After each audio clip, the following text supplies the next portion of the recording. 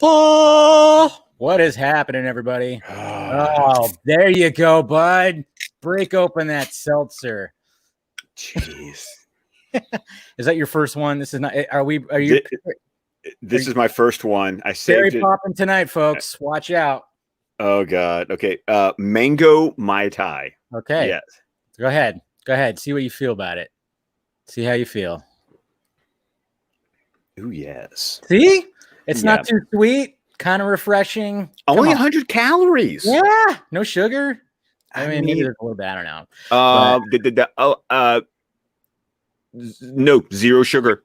See, there you go. That's what it's all about right there, man. And I'm going to need it to get through this episode. Seriously. Yes. We are on, we had a good one last week. And this we got a fabulous one coming next week. Fantastic one next week, that's for sure. And but this one right here, we have to get through this one first, and it's going to be a fun one to talk about. That's for sure. But even though we have people here that are just like, I think what is this Steven's burner account? I love this episode. Oh, no, I know there were legit people, and here's the thing: I'm going to be fair to this episode because I had people saying top tier, love this episode, and I'm sitting here going, okay, I'm trying to understand, are you trying to troll me right now? Or do you legitimately feel this way? And if that's the case, I would love to I want to have a legitimate conversation. Yeah. I want to know if you love this episode, great. Talk to me. Let's talk about it. Yeah, I mean, rewatching it is interesting. And also, guys, apologize for having to push back the time. I was at a family event, which my mom, I think, is still there. So no, your mom just commented. So yeah, she did. I think she still might still be there. I don't know. I don't know okay. Because it was starting to wind down, the little family barbecue we had, but I don't know if it's fully winded down yet. But hopefully they get home safe because, my brother and nephew, they got a little bit up. So hopefully they get home safe and everything like that. But yeah, so hi family, if you're watching and stuff that'll be me tomorrow. Oh, you got something going on tomorrow? Neighbors are having like an adults only double kegger. Nice. So yeah. That'll be nice to, do that. Spend time with adults and stuff. Yes. That's cool. Yeah. Tonight. Yeah. It was just, some cousins were in town and stuff. And it was an all day thing. I think my shoulders got a little toasty. That's for sure. So got a little farmer's tan going. Yeah. Well, I mean, I probably got a little toasty on, you kind of see it a little bit. Right? Yeah. Yep. It's got a little color going on today. So anyways, and I got my cousin here. Look at that. She's even chiming in on it. Hi. There you go. Hi, more day family. Yeah, they're watching because I was like, I'm gonna go. I'm gonna do a thing. So, and but it would be this episode. Of course, it have to be this episode, right?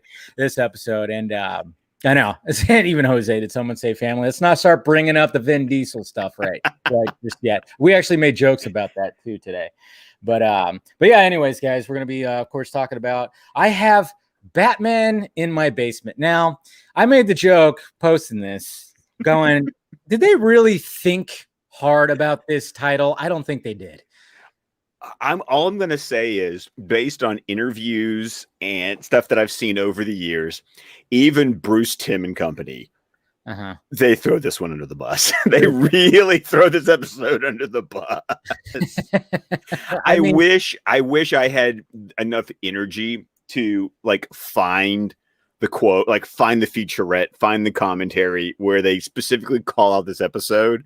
Yeah. But it's been kind of funny. And I also had a bit of a whiplash today because for another podcast I did today, before I watched this, I watched Batman Beyond Return of the Joker. So my whiplash was hard. Yeah, that's quite a step forward. And yes, because wow. Yeah. Man, can't wait till we start breaking down some of those. But I mean, when it comes, I mean, that was the first thing I thought was, man, they really did not take the time with this. I mean, there's so many great titles, that could only be like 2 words or something like that, and it just fits it so perfectly. And this one was just like, what are we gonna call this one? I have Batman in my basement. Fine, let's do it. And then it's just even like the title card. I mean, Title card's kind of creepy. It's got the door and the stairs. But... Oh, the title card. But that's the thing. It's creepy. Yeah. But it doesn't reflect the episode at all. No.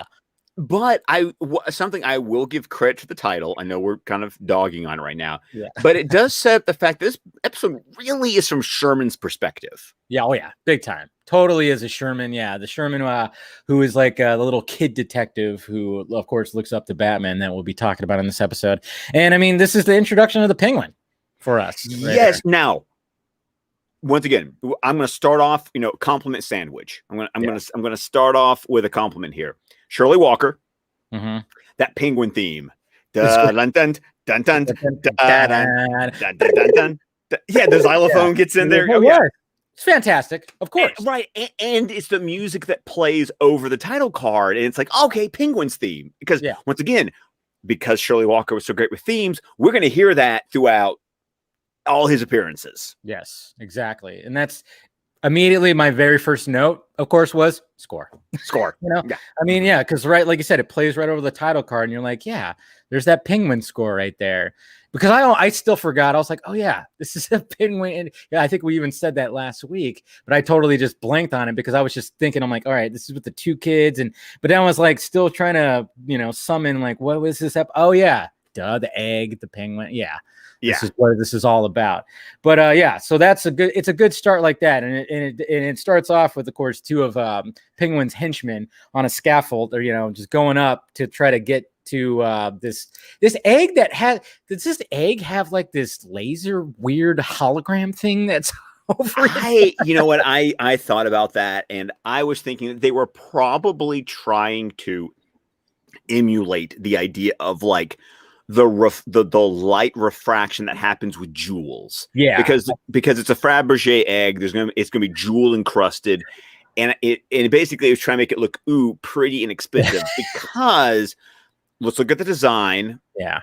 Kind of blah. And also this was not your top tier animation studio working on this episode. Definitely was not. But it was just kind of funny because when you first see the egg, you almost think like there's like a laser field like over it.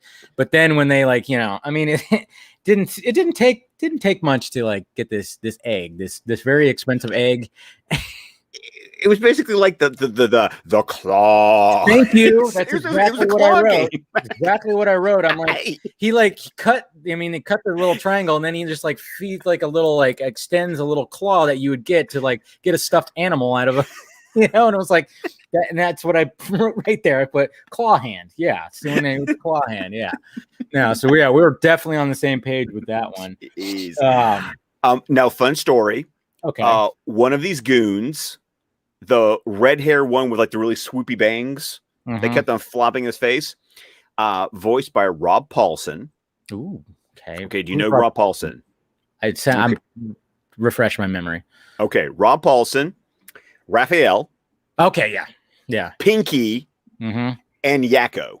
Okay. There you go. So he's within, of course, the WV family. There you go. Well, like not Teenage Mutant Ninja Turtles, of course, but I mean, in like, remember you guessed it way before. I'm a Raph guy, so of course you are. Yeah, I'm a Raph guy. So so then we of course we get this, and they got the egg. They're getting away, and then of course, guess who shows up? Batman. But he says something, and I think I wrote it down wrong, but something about, I mean, of course, Batman shows up and he gives a line, and he says like, it was what'd you have written down? Because I remember the line. Yeah. I put 5 years, but I totally like, what did I mean by 5 years?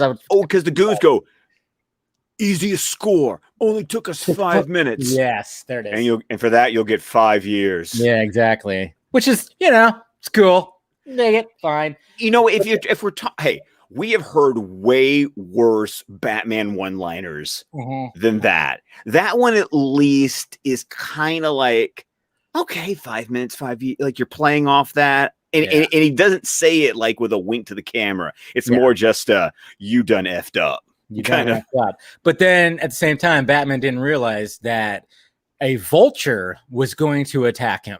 A big, huge vulture. And I wish I could make the noise that Beastmaster voice, that I can't do it. Yeah, something like that. But, you can get that hype. I wish I can get my voice to do that, but can't. And then, so the vulture attacks him. and he gets a little scraped up. The guys get away, and then basically Batman sees some birdseed and it's like, birdseed? And then it's we know where this is going. Yeah. Well, I also love the fact it's like, oh, thank you, exposition for the audience, so we know what it is that he's a birdseed. Yeah, it's like, well, he's always got to talk to himself just in case, just so we know exactly what's going on. So people do not give Bale any crap now in Dark Knight Rises when he goes, so that's what that feels like. I know. I think my only thing is like, did you have to say it in the voice? When nobody's around, dude, you don't have to say it in the voice. But hey, Conroy did it in the Batman voice. Very Birdseed. Very true. I mean, I guess we could always chalk it up to when Bruce is in the Batcowl, he's just that person. You know? Yes. You know, you can't. I mean, it would be kind of odd just to. I mean, even though we kind of saw that in the first episode, the Man-Bat episode, but hey, what's up, Doc? I mean, it is kind of jarring. Like, it's jarring. Batman just talked in the higher Bruce Wayne, voice. Interesting. Well, and last week we talked about how weird it was just seeing Bruce Wayne in the Batmobile. That's very true. Very true. It's a little jarring. So then after that, we cut to our main our main character in this episode, which is Sherman, and what's the girl's name's Roberta, right? Roberta, yes. Yeah, Roberta, that's his friend, and he's all about the detective stuff. This is where it starts really getting like, all right, last week it was some heavy stuff. There's some heavy shit in that last episode that took a lot of serious stuff that we talked about. So this one is like, okay, now we got kids. We got a kid who's like wants to be a detective. He's got a junior detective kit. I had that kit, by the way. I did. I mean, I'm not gonna lie. I between this and like Ghost Rider on PBS, it's like, no, I remember buying the junior detective kit like Kmart or something. Yeah, there was something about having a magnifying glass that was so freaking cool. I mean, that is totally it. Plastic one or a legit one. I mean, there's just something about it. I mean, I remember having one of those myself, and you just wanted to look at everything. And then all of a sudden when you realize you can burn stuff in the sun, that was like, oh wow, look at that. I didn't I mean, it was just like all of a sudden, like one of my friends shows me like, hey, you can literally like, we didn't do the ants thing because even then we had, we're like, that's kind of, how everybody always says you could burn. We didn't do that. We just burnt like, little pieces of paper and stuff like that. Oh, good. You had morals. We were brought up pretty well, I think. I think my parents, Mama Film Junkie, you raised your boy right. Yeah, because it was just felt, I was like, when people would always talk about burning ants with a magnifying glass, I'm like, I didn't do that. We like burn like pieces, like blades of grass and sticks and shit like that, which could have caused some damage if it got a little crazy, but luckily it didn't. Anyways, there's our tangent for this episode. But I love the fact that we have like the classic bullies. Of course, the classic, like the Bulk and Skull kind of. Yeah, pretty much. I mean, he's got the leather jacket and the white shirt underneath. Oh, he's got like the pompadour going on. Exactly. I'm like, wow, you guys really just was like, hey, what should a bully look like? Well, let's just go with the template that we've been using for the past fucking 40 years or something like that. I mean, I don't even know if we Grease Lightning, go Grease Lightning. It's kind of funny too, because I think I made a joke about that. You did make a joke. Because I joked, I'm like, oh, because I think they're doing like the Pink Ladies like prequel kind of thing. And I'm like, all right, well, this time cast actual teenagers instead of 30-year-olds. So I made that joke, and I think Mr. Chris Dawson was like, hey, you better not be dogging on Grease or something like that. And I'm like, no, I still dig it. I watched it plenty of times because Mama Film Junkie was a fan. So I definitely did watch it a lot as a kid. It's a good movie. It definitely is. But I just, it's just always found it funny because it was like, man, some of these teenagers, they're like in their 30s. I think, wow, what's her name was actually 29 or almost. Olivia Newton-John. No, I don't know if it was the leader of the Pink Ladies. Stalker Channing. Stalker Channing. I think she was like 28, 29 in that thing, but.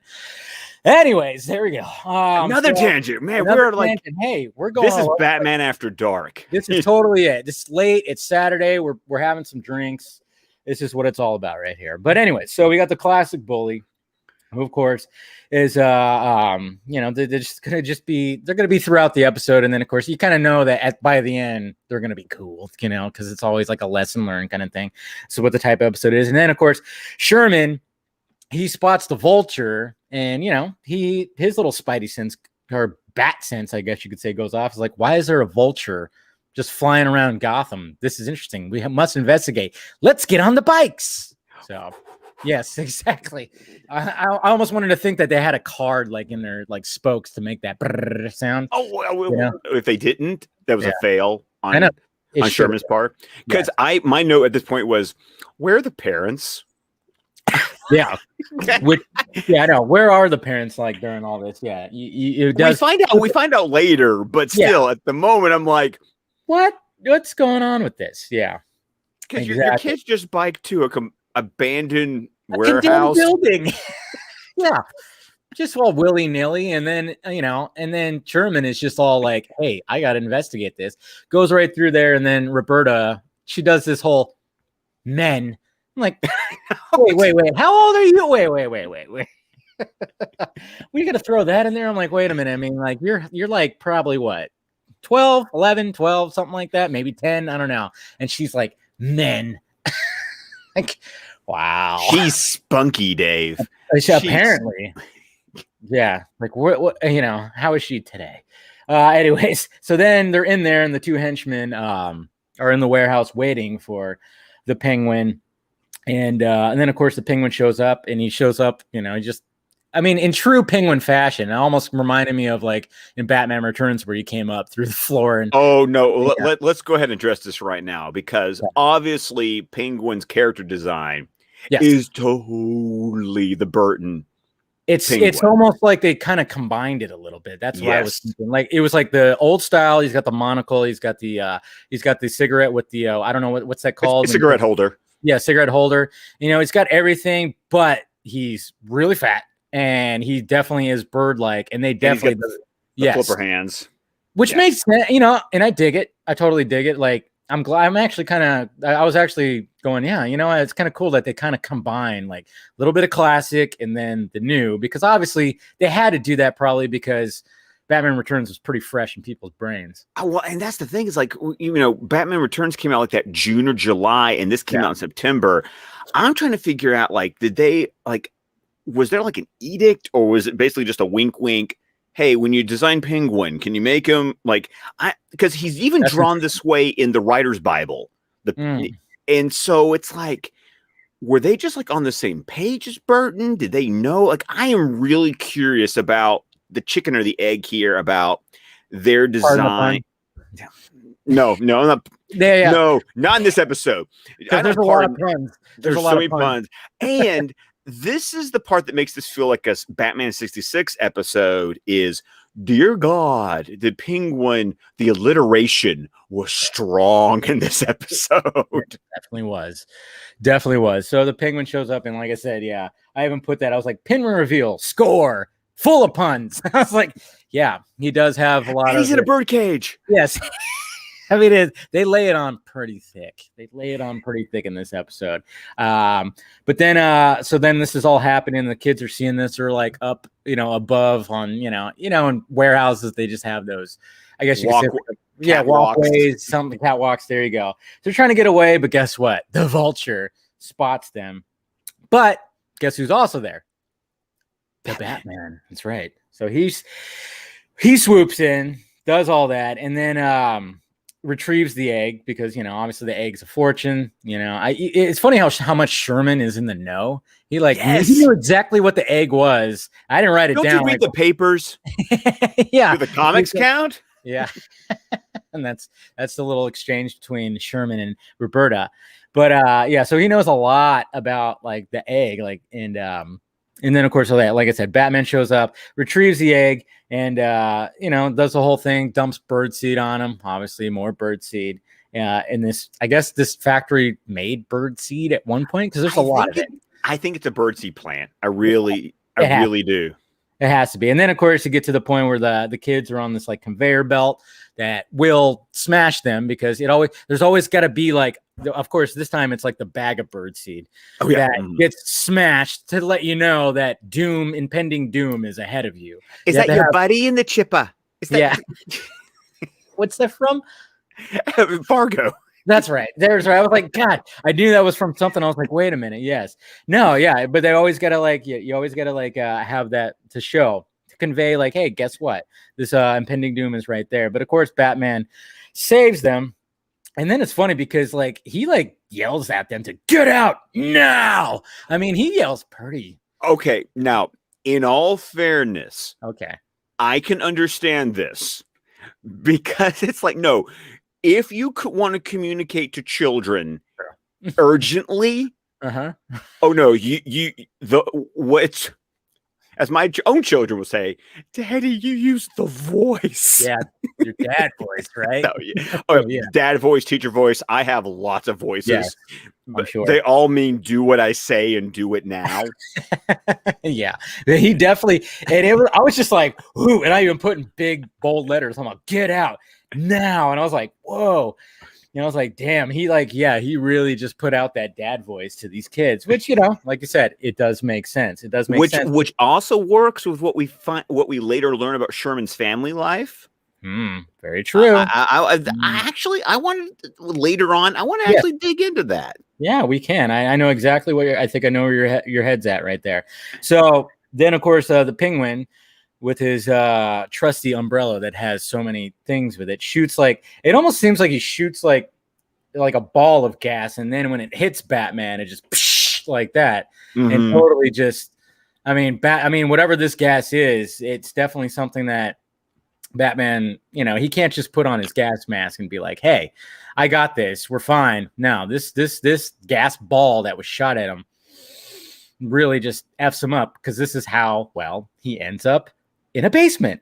Right. This is our MacGuffin to be able to make Sherman and Roberta like the heroes of the episode. This is what puts Batman down, which unfortunately is the most annoying aspect of this episode. It really is. Well, there's actually something else that I was almost towards the end too that I'll talk about. I was like, come on. It was just something where I was going, oh, really? This is okay. We'll get to that. Okay. But luckily, Batman has enough strength to, beep, beep, beep, beep, beep, beep, beep, summon the Batmobile, of course. And then when he gets out there and he gets to the Batmobile, I just love how he makes it all the way to the point where he's about to get in, but then just, Oh yeah, it's like half in, half out of the car, and it's just like so cheesy. And then of course Sherman and Roberta show up, and then now the kids have to drive the Batmobile. Yeah. And it's one of those things where it's like, I can't reach the pedals. And so Roberta's like, I can. So she's going to be the one that's going to, with her hands, press the gas and this, that, and this. And, it was just, okay. It's ridiculous. Okay. I am being hypercritical only because I don't care for this episode. Yeah. But I am going to criticize, and this actually is a criticism that goes throughout the entire series. The gear shift on the Batmobile is never freaking consistent. I mean, is it an automatic? Is it a stick? Like they want you to believe it's a stick shift. Yeah. Okay. But then the number of gears this car has changes episode to episode. Yeah. Anytime they've shown it, it looks like it's like, wait a minute, is there like 8 gears now all of a sudden? And by the way, in no stick shift have I ever driven. Do you go from park from first gear to like reverse is always like over here, like all the way it's on the back corner. Yeah, you have to pull it back like this. That's reverse, and then you're supposed to go like first, second, and then it just kind of does this whole thing. But yeah, when it comes to the Batmobile, I mean, the Batmobile, it's kind of funny too, given that there was like a leaked image of a certain familiar Batmobile, which was kind of cool that we saw today. I mean, kind of cool. It was kind of cool. They're like, oh my god, there's the Keaton Batmobile. Just got, ooh, look at that. But, and it makes me think of, especially in Batman Forever. I mean, he literally was like, sometimes a Batmobile is treated like a jet or like a plane, because it's literally just like, I mean, in Batman Forever, the Batmobile, I mean, it's literally like a handle, and he just, and that's just like a throttle than it is a gear. Yeah. Exactly. So it's like, which one do you want to go with here? Do you want to go with that, which I think you should just go with that, because it is the Batmobile. It's got fire shooting out the back. You might as well just do the throttle, But yeah, you're right when it comes to that. But then, of course, the Penguin and his henchmen get on top of the Batmobile, and they're trying to, get in after, Sherman and Roberta and Batman are in the Batmobile, and they're trying to figure out how to go. So then we have this slapstick kind of like the yeah. Yeah, it's just, they're trying to push buttons, but it's kind of cool because then you see like when they're pushing all the before the roof closes, they're pushing all these buttons and everything's like coming out of the back. You got missiles behind them. You got a weird little satellite dish. I'm sorry, the satellite dish is always like it's just like no, the satellite dish is like that. That's the line. That's the line they crossed for me. It's like, hey, Lucius, what was that? What was that? Lucius, answer that. We got missiles. Missiles I can understand. Makes sense. Gas, perfectly fine. Perfectly fine. The little satellite dish that goes no. Yeah. No. And it kind of looked like it was shooting out of it was a weird spot too. You think if you're gonna put a satellite dish kind of thing in the bound, it would be above. Yeah. I guess you would say more above. But hey, what can you do? Anyway, so then we get to the point where yes, all of a sudden like they close it up, and the henchmen and Penguin are on top of the Batmobile, and it gets a little slapsticky because now the kids are driving the Batmobile while Batman's passed out.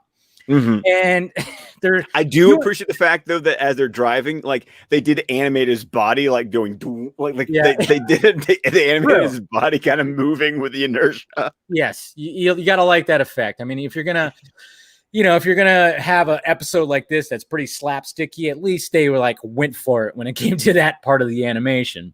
And then, of course, they're driving down like some street that has no cars, of course. And, they're bumping into anything. The Batmobile's getting messed up. And then, one at a time, the henchmen are getting launched off this thing. But, of course, they land, safely. They're perfectly safe. One guy, although the first guy goes through a window to another building that was boarded up. So who knows what he landed on when he, landed in that. For all we know, he landed on some rebar and it went right through him. Who knows? But we see him later, so we know he's fine. Oh, yeah, that's true. True. I was just being dramatic. Anyways. But when it came to the other guy, he landed like a dumpster. And then when Penguin does, he just has his trusty umbrella and he uses that, as a parachute kind of thing. Mary Poppins right on out of there. So good for them. They survived. And then they do all that, and then they're back. They're now in and this is what I found funny too. They're in Sherman's basement. Batman wakes up, and what is the first thing that you noticed? The Joker poster behind. Yes. Yeah. He's got the wanted poster. I'm like, wow. So is that a legit poster, or is that merchandise? And Gotham City is like, hey, that murderous clown guy that runs amok and breaks out of Arkham Asylum every now and again? We're gonna sell merch. You know what? And that is actually a point that they will address in I Am the Night. Oh, really? Yes. There's an episode that this is a point that's made. I'm just okay. I remember that episode. It sounds familiar. It's probably going to hit me when we get to that episode. But it's cool though. It's fine. It's whatever. And then, Batman wakes up, but he's still very, very much out of it. I'm sorry. Did you notice that Sherman mentions the Batcave? And I'm thank you. My next note was he knows about the Batcave. That's exactly what I wrote right there. He literally goes, it's not the Batcave, and I went, what the fuck? This kid also knows about the Batcave? Yes. Thank you. Wow, you and I are on the same wavelength. Totally on the same page when pointing out some shit, because that was literally the next line was he knows about the Batcave. And I'm like, the people are really not supposed to know this, but this kid does, because he talks about how his basement is like his, it does like a little pan and it shows like some, books and then a microscope and stuff like that. So then he goes, yeah, it's not the Batcave. And I'm just like, huh, what? Did he just said the Batcave? Okay. All right. Interesting. And then Batman's so out of it and he starts saying like capsule visor. And it's like, all right. And they don't know exactly what he's talking about. And then Roberto wants to call the cops. That's what she wants to do. Yeah. Yeah. She wants to call the cops, which, throughout like the rest of the episode, she's always like, I'm going to call the cops. I'm going to call the cops, which, in a situation like this, it's always, there's always like the other person is always like, no, we got to call the cops. And but of course Sherman is like, no, don't do it. But yes, so we got that, and so we hear capsule, visor. What is that exactly? And then the Vulture. We cut to the Vulture again, flying around Gotham, and then we get to Penguin, of course, in his little Penguin vehicle, which is just like a Rolls Royce. Sweet ride. Yes, very sweet ride. The color, I'm not too hot on. Not very Penguin-esque. Let's put a little purple and black on that thing or something. It was like red and white, and it was it kind of stood out a little too much. I think it should have been, I don't know. Yeah, you're right. And then of course it's kind of like it's a little expositional, I guess you could say, because he's just talking to his henchmen and telling them like, oh yeah, the gas. Who voices Penguin, by the way? Paul Williams. Is there anything else that he's known for? You know what? You would ask me, and I was not prepared for that. He's one of those people that I know his name only because I know he's the voice of Penguin, and I've seen like photos from like recording sessions of him, but I've like never bothered to go, okay, what else has he done? So let's see. He was in Smokey and the Bandit. He was in the one of the Muppet movies. Interesting. Because he has there's something familiar about his voice. I don't know. It just sounded kind of familiar, But here's the thing. He's a songwriter. Oh, interesting. He wrote Rainbow Connection. Rainbow Connection. From the Muppet. Someday they'll find it. The Rainbow Connection, the lovers, the dreamers, and me. It's funny because growing up, I wasn't that much in the Muppets, but I like the Muppet Babies like cartoon that came out. Yeah, yes. I don't know why. It was something about like I liked that show growing, when I was younger, but I never got into like the Muppets. It's weird. Well, okay, and I'm going to take this tangent and I'm going to connect it into the episode. Watch me. Okay, so Muppet Babies. What's the one thing you always remember about Nanny? I don't know. I'm drawing. You never saw her. You always saw like her legs. Yeah, that's all you saw. Yeah. Sherman's mom.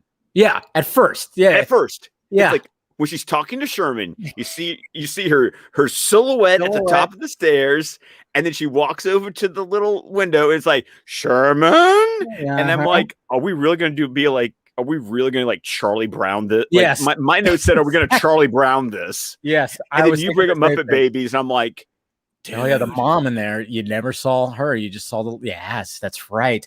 Yeah, because I even was thinking that too, where I was going, are we just gonna only see are we gonna hear her voice and then just not really see what she looks like? But you do see it briefly when she passes by the bullies. You see her face a little bit. So I was like, oh, they didn't go full on. And I was thinking the same thing, of course. Charlie Brown. They weren't going fully womp, womp, womp, womp, womp, womp. They're not doing that. Fun voice cast for the mom. Uh-huh. Lindsay Krause. Okay. Who was the first wife of David Mamet. Playwright, Glengarry Glen Ross, all that. Okay, yeah. Okay. If you've ever seen House of Games, she was a star in that. 4th season of Buffy the Vampire Slayer, she was the mad scientist who built Adam. Okay. No, she's like, she always has like a really short blonde haircut. I'll have to look at a picture of her. If you see a picture of her, you'll go, oh, her. Yeah. Okay. I'll definitely that. But like I said, she does walk past the bullies who are have a brick, because when bullies get a hold of a brick, they got to throw it at something. But luckily in this episode, they don't throw. You almost go wait, are they just gonna throw it at a window or something? No, they throw it at a bunch of boxes in the alleyway. And what's under the boxes? The Batmobile. That the cockpit is still open. Yeah, that's the part that that got me. Was like, dude, you left the doors open on the Batmobile. Yeah. It's like you covered it with boxes, but you couldn't. I mean, with all the button pushings you did, you couldn't really remember exactly which one. Kind of, but at the same time, it's like, how do you do that though once you get out? Oh, true, and you're dragged. Oh, okay.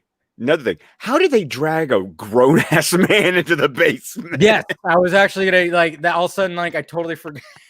Yeah, 2 kids. I mean, I guess 2 kids, maybe, but this is Batman. This is a guy who is, let's face it, he's built like a brick shit house. Okay. He is a big dude. So how did they get him inside the house? Was his mom in the shower maybe at the time? Who knows? And then down the stairs. That's under the couch. Yes. That's no easy feat. I mean, upstairs probably be a little more difficult, but still downstairs can be difficult too, because, if you're like going to carry, like you're carrying like, a desk or a table, I mean, like gravity is going to take over. Yeah. Pivot. Pivot. I mean, geez. I mean, I can only imagine what that was like, but maybe they had some kind of, I don't know. I mean, it's Sherman. He knows a lot of things. Maybe he had something. They had a dolly. I don't know. Who knows? I guess it's one of those things that we have to come up with ourselves. I'm going to say dolly. Dolly. Okay. That's how they did it. A dolly. But yeah, so yeah, of course they find the Batmobile, and then it's kind of funny how like Sherman comes out to like stop them, and they're in there. And then Sherman is like, well, it's and he's like going to come up with an excuse of what the car is. But then it's like, it's the Batmobile. You can't, you're not going to just be like, oh yeah, it's just, it's my mom's, car that she takes out on the weekends or something. My uncle, yeah. The loaner from my uncle. No. So no. And he realizes that. Then it's funny because one of the bullies goes, no, it's not. It's like, what?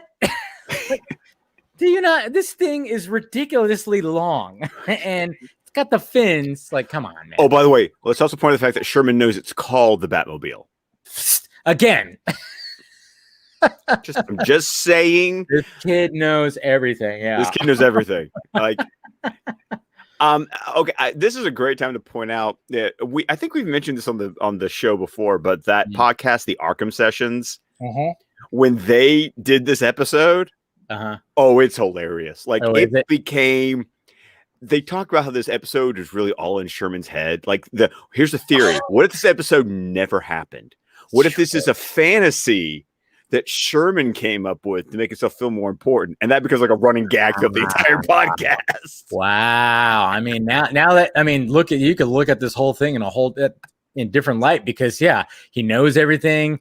And the fact that's like, how did he get Batman down there? Man, that is like totally like looking at it in a different perspective now. Oh, I think Brian Ward was the co-host who came up with that. And like I said, it just became like the running gag of the entire podcast. I'm like, I just had to bring that up because I'm watching the episode again going, not a bad theory, actually. It's not a bad theory now that I think about it. Wow. Because it's just so much ridiculousness. And then just to, even more ridiculousness is like the bullies find in the visor, hey, guess what? Batman has a bunch of capsules just in case. I mean, do you think like, is it just one capsule for everything?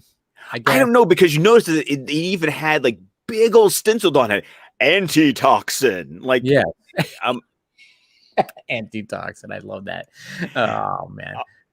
But that's a great question, because it makes it sound like it's like a broad spectrum antibiotic. You just take one, and no matter what kind of toxin you have, like it's like you're good. And at the same time, I'm going like, does Batman have a patent on this? It's just like something that's out there where, other people get gassed like by the Joker or something. Like people can get saved real quick. Maybe that's the case. I don't know. But, Sherman realizes it because detective skills. He went, oh, capsule, visor, I do like the fact too that at the beginning when Batman did wake up, he tried to like force some water down Batman's throat. Yes. At first I was like, was that water or is that milk? Because it's drawn, you're like, it almost looks, no, it's gotta be water. But he like coughs and stuff like that. It was kind of like a funny, like now going back to the theory of, is this all in his head? Yeah. I mean, he's literally and then he forces this capsule down Batman. Oh, and he does the pinch the nose. Why is that such a thing? I'll tell you why. Okay. Because if you pinch the nose, the only thing you can do is suck in breath through your mouth. And so what it does is that it forces it's kind of like how a lot of people also will massage. Trust me, I've given enough babies medicine.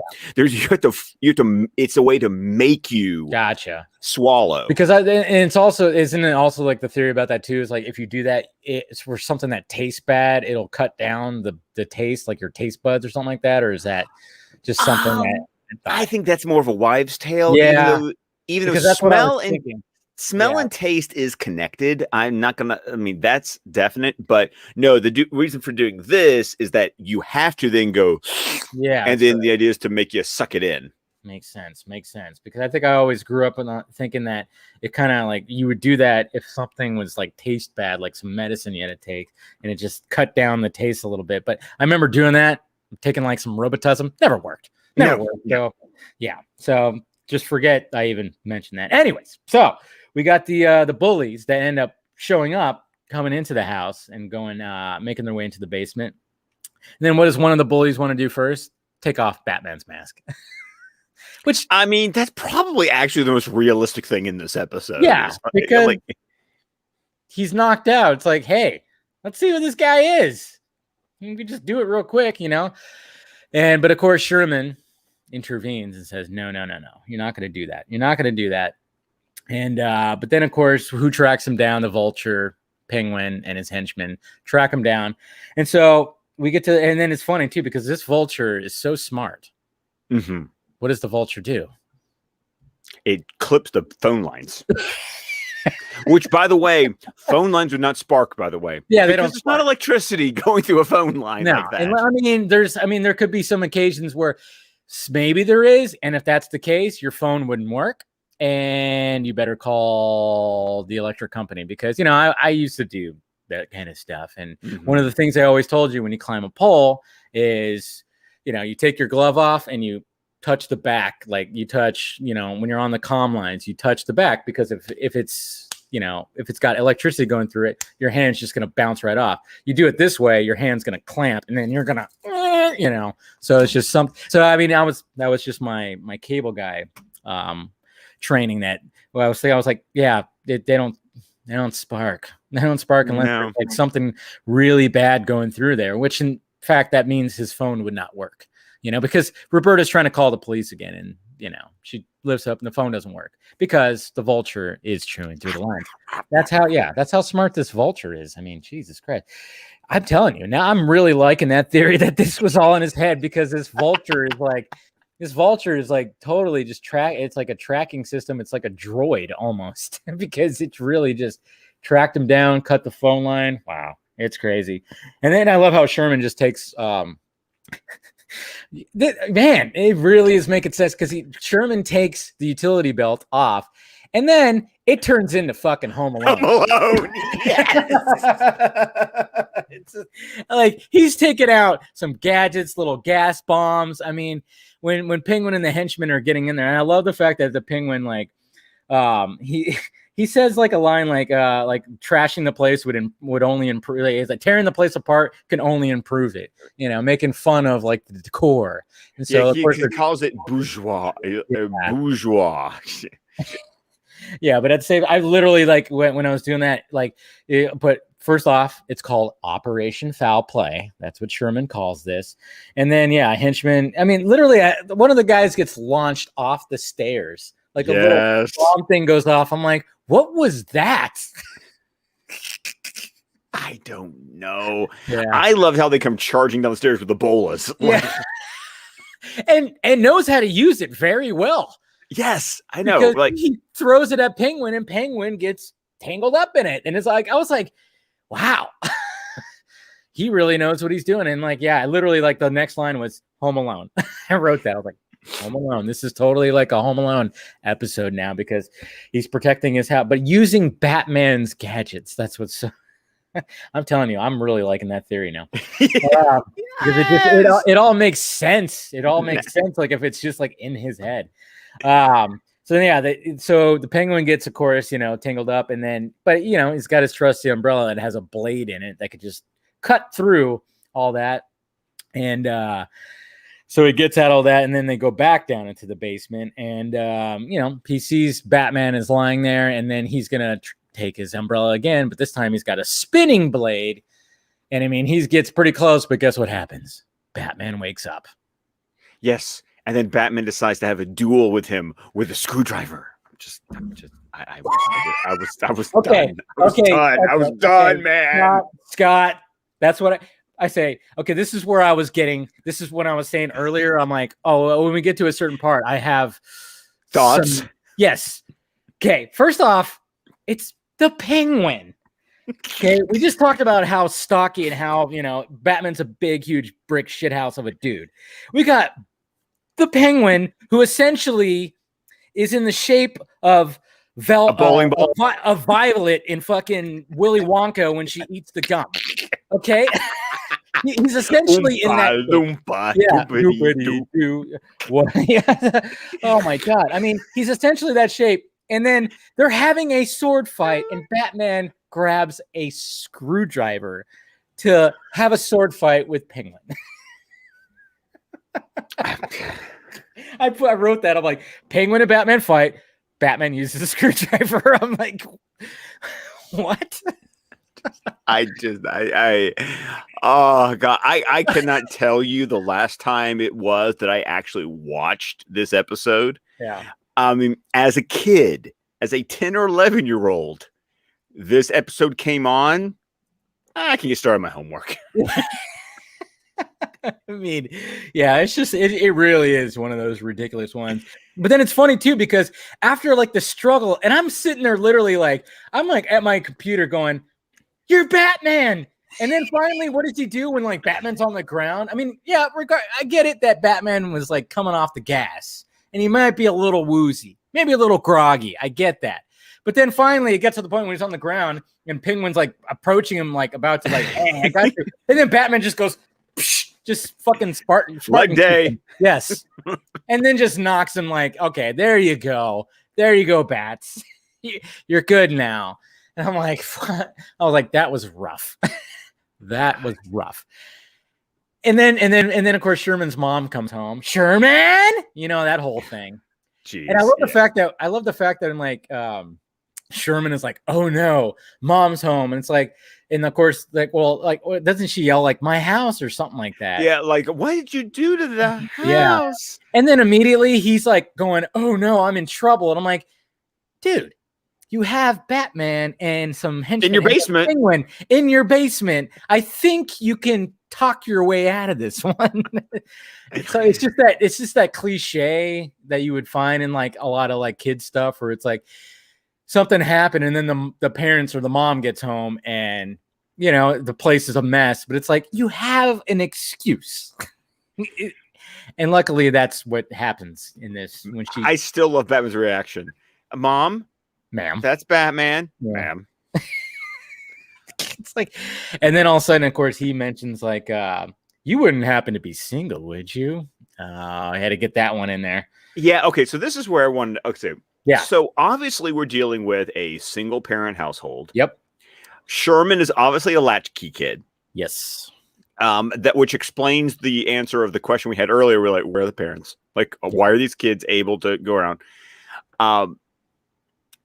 Once again, when you think about Batman's obviously like a father figure for him, and which kind of goes back to us talking about the dad voice earlier on. I mean, I guess I'm looking at this episode going, there's stuff you could have done with this episode. Like, and you could have went left, but you decided to go right. Yeah, exactly. They did. But at the same time, I'm still loving that theory. I know. What I'm thinking about. I'm like, it makes this episode so much more intriguing when you go with that theory. Yeah. Yeah, it really does. And then Sherman, we kind of do like a, fade into like a more future whatever, where Sherman is like, he puts the clippings of the Penguin being captured, and the vulture, that super smart vulture, is now returned to the zoo. So he's good, but I'm like, I don't know. It seems to me if he's that smart, he's going to end up getting out. And then it's kind of funny because that's all happening. And then Sherman, I think Sherman's mom calls him, and then, it pans over to like the basement window, And who's standing there? Batman. Like you see his feet. And I'm kind of going, why would he be? Why would Batman just go back and check up on Sherman? But at the same time, but you know what?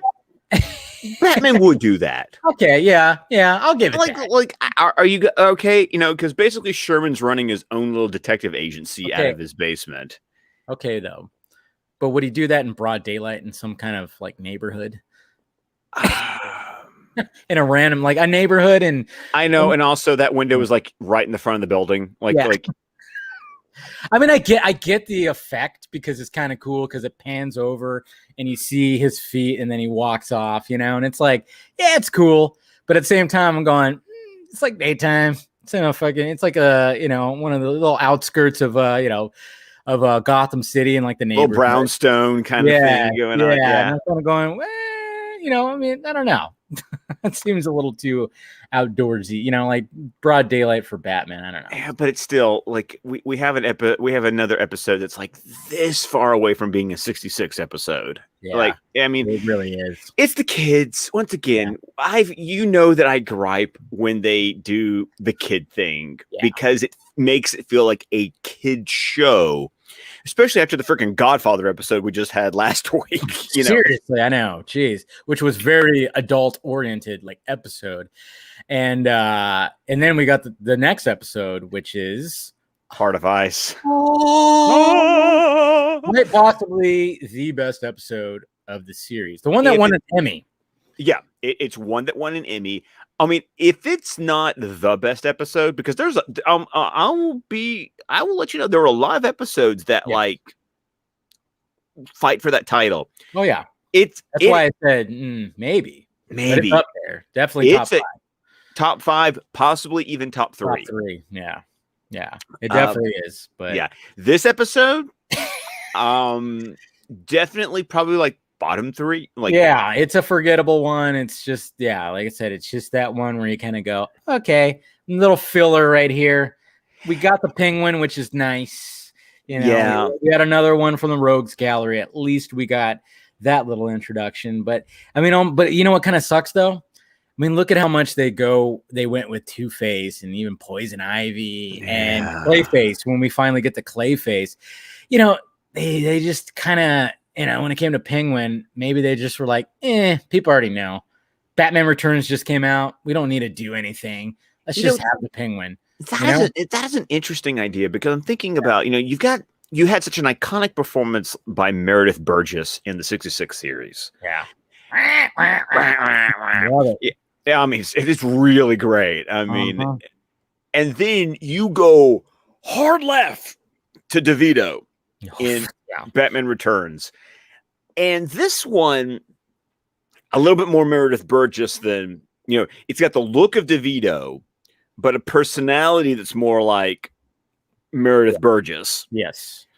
And I don't know if they ever quite settled in. I do feel like Penguin is a character. They continue to underutilize him in the series. Oh, yeah. But by the time we get to the new Batman adventures, in the final season with the redesign, because by that point they give him the Iceberg Lounge, and I feel like they really kind of gave him something more to do, in that era of the series. Very true, because I'm trying to think of like when it comes to the series and the Penguin, I'm like, are there memorable like Penguin episodes? I will submit one for your consideration. The Mechanic. Oh man, see, like I said, every time like I know it's there, and once I watch it, I'm gonna be like, oh, it's gonna come rushing back. But it's the episode where we learn the origin of the Batmobile. Oh, okay, yes, and it's all because of the Penguin taking the Mechanic hostage. Like, and when I think of Penguin episodes, like, I mean, there are others. Like, he's in Almost Got Him. So he's got a little bit and Almost Got Him.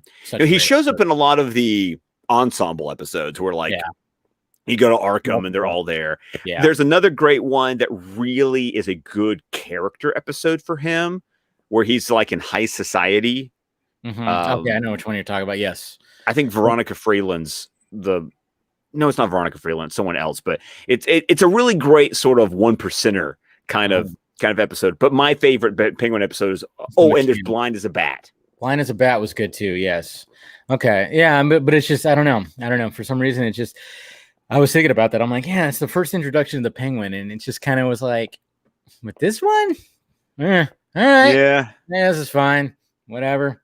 We got past it. So, but yeah, like I said, folks, when we get our introduction to Mr. Freeze next week, that is it's just, God, I always would say, and yeah, I would always say, I'm like, hey, if you need any like source material, look at the comic books, but you can look at Heart of Ice. I mean, it's so well done. Paul Dini's first script. Yep. That's what's funny about that. It's like, Paul Dini, who like you'll see his name after this, like all the time. Essentially, you'll just see his name everywhere, but you don't really see him, obviously, in these first 13 episodes. Have we even really seen his name, or hasn't been there? He had story credit. Okay. On I forgot which episode, because he had the idea for Christmas with the Joker. Yeah. And then he had story credit on another episode, but Heart of Ice is the first time that he actually pinned the script himself. Nice. God, so good. So there you go, folks. Yeah, next week is definitely going to be a good one. I mean, this week we had fun. This was fun, kind of ripping this one apart. I'm not going to lie. It was actually pretty fun. I think this is like one of our longer episodes just because we were just drilling into I know, and I feel kind of bad. Because there are, like I said, there are people, unless they're trolling me, who really do like this episode. And I legitimately, it's like, dude, hit me up on Twitter. I want to know. Well, apparently Steven, he said he liked it. I know, but that's Steven. That's Steven. And I mean, immediately your response was throw a knife at Steven. Pretty much. Yeah. That was pretty much my response. But that's our appropriate response. I would Very think. True. I loved how you said, like, Manda, pick up your dude. He's trolling. But, what I can see about this episode, and this is what one person did say, and I will give them credit for this. I think it was Sergio who said this. He said the amazing thing about Batman the Animated Series was its ability from week to week to jump here's a crime episode, here's a fun episode, here's a rollicking adventure episode. Like, very true. It really does show the elasticity of Batman, that he actually works in all these different types of stories, and I can appreciate that. Yeah. Doesn't mean I have to like this episode. Exactly. I mean, yeah, we could totally appreciate the fact that they did that, but you're not going to like every episode. Any series, especially when there's multiple episodes in a season. I mean, let's face it, there's just going to be those little fillers that happen. I mean, that's why I think nowadays when you have series, I mean, Loki just ended and it was 6 episodes. And I was like, that's exactly what it needed to get to where it needed to go for that season. British TV has known this for years. Yeah. Like, I mean, they had it figured out. Yeah. But over here, we're like, no, more. Yeah, I'm just thinking of Kylo Ren just saying that Last Jedi. It's just, I mean, I think we just, over here, we're just like, well, no, we can try to extend this, right? And but, at the same time, like I said, like what Sergio said, it's like, you can respect that we can have, like, that last episode, that dealt with the mob, that dealt with some serious issues, and then have this one, and then all of a sudden jump to, okay, now we're going to introduce you to the Mr. Freeze, and it's going to be dramatic as shit. And there's it's going to be tragic. It's going to be tragedy. It's going it's super villain. I mean, dude. I mean, Eric right here pulling out, this line right here of like, I would shed Batman had I any left. Yeah. Oh God! Whoa. Even right now, that just gave me goosebumps. Just the way you read that. I mean, it's and the way his voice is, and how perfectly like they. And I remember the first episode that we, when we started this, there was like talk about, because in that Batman documentary of like how the design came up and like his voice, it's all there. Like they talk a lot about that episode, obviously, because it won a fucking Emmy. Come on, yes. Yeah. So yeah, and it's defined Mr. Freeze to the, like, from that point on, it was like everyone I mean, even Batman and Robin, for goodness sake, had some elements from what Heart of Ice gave us. Yeah, because I mean, you do have, there is some. I mean, you get back all the crazy, cool party, everybody chill. You get all that. Yeah, you got to get past all the bad puns. But they were like, you kind of saw like, they were trying to maybe they referenced it, a little bit. I guess you could say Batman Run. But yeah, there you go, folks. That is, I have Batman in my basement. That was it right there. Fun episode. Like I said, I mean, that's a good thing about these episodes that are just like, is that we could just kind of drill into them and have a lot of fun doing it. But yeah, make sure you guys watch Heart of Ice next week. And like I said, it's always been fun. And of course, Scott! Go ahead and plug yourself. Well, of course, you can find me on Twitter right here at ScottDC27. You can find my podcast, the DC Film Squadcast, wherever podcasts can be found. You can find the network on Vero, Facebook, YouTube, and on our website at squadcastmedia.com. You can find me here every Saturday talking about Batman the Animated Series, and coming soon, possibly this coming week, Wonder Meg and I may be coming back to Dune chapter by chapter. Maybe. Fingers crossed. Fingers crossed. Tell you what, man, that I know that movie date is coming up. It's coming up. It's gonna be here before we know it. I gotta finish my read too. I'm reading that book, and because I want to be one of those people that go like, the book was better. Just kidding. No, I won't be one of those people. Anyways, all right, and you guys know what to do. Hit that like, thumbs up before you leave. Hit that notification bell. Hit that subscribe button. Hit the join button if you want to become a member, and then of course you got the Patreon if you want to join that too to help out the pirate ship, and then of course merchandise down below. Yes, there you go. Exclusivo right there. I saw you were wearing that shirt. Thank you, sir. And hopefully, we'll be getting some Batman, this stuff. I'm just trying to figure out like exactly how I want to, and I just haven't had the time. Let's just face facts. I haven't had the time. I'm too busy trying to like tweak other things, but I'll eventually get to the point where we'll have some Batman the Fanimated Stream shirts. All right, guys. Yes, we'll have us on your chest. It'll be great. All right, guys. Talk to you later.